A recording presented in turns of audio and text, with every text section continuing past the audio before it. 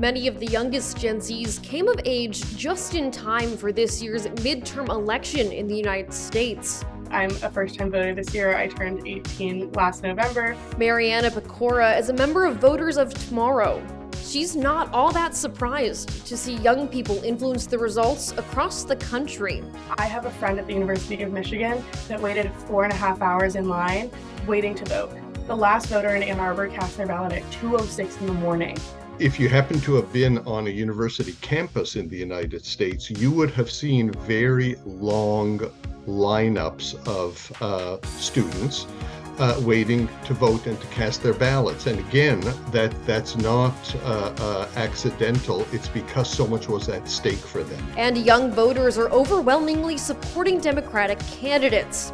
According to exit polling from NBC, 63% of voters under 30 supported Democrats, while just 35% voted Republican.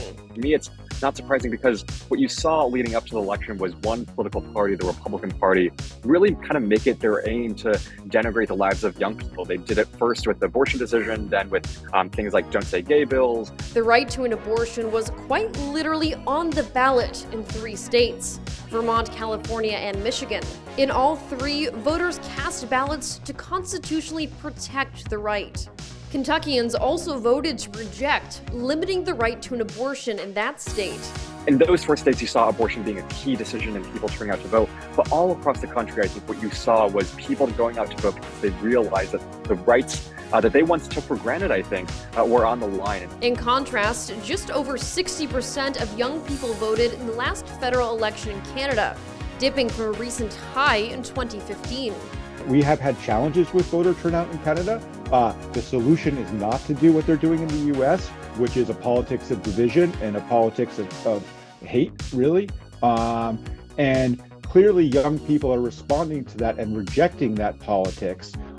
And that's motivating them to go out and vote. Professor Emeritus at Toronto Metropolitan University, Meyer Semiatiki, says there aren't really any differences between young Americans and Canadian voters. When there are issues on the ballot that directly impact young people, they will vote. And we saw that in the 2015 Canadian election, and it happened that the issue that galvanized them was Justin Trudeau's pledge that if elected, he would legalize cannabis. But experts say politicians need to consider young people when making their platforms and campaigning. Pokemon, go to the polls! What politicians need to do is to beat this dip that has occurred, is really be acknowledging what young people care about and meeting them where they're at. And that does include logging onto social media, like federal NDP leader Jagmeet Singh's TikTok, or the first Gen Z representative in the House, Maxwell Frost, who's also spent some time on the app.